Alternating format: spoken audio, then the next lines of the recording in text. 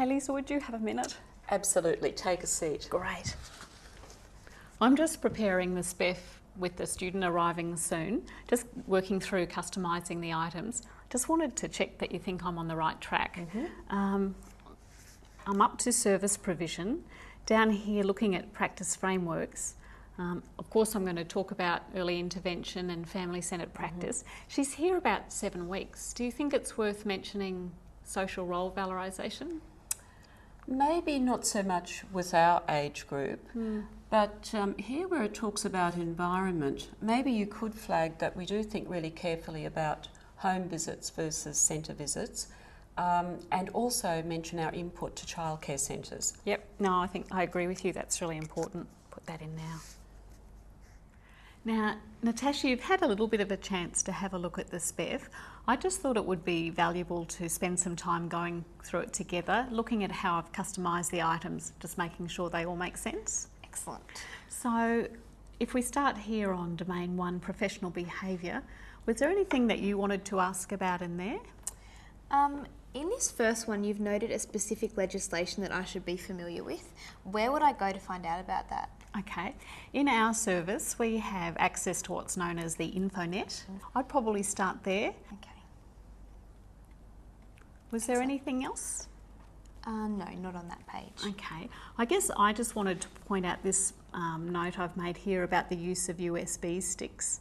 In our office, we're actually not allowed to use USB sticks. It's all about, client confidentiality, making sure their information stays here in the office. Okay, so if I really needed to finish something, would it be okay if I made sure that everything was de-identified, like no names, no birth dates, maybe just initials? Afraid not, there's no flexibility on this one. Before we go on to the second domain, what about if we just quickly look at the sorts of things I'll be looking at when I'm evaluating these items? That would be really helpful. Okay, so maybe if we stick with item 2. Okay. If you notice, that's a lot about workplace practices and procedures. So I guess that translates into your work habits. So I'll be looking at things, let me think of an example.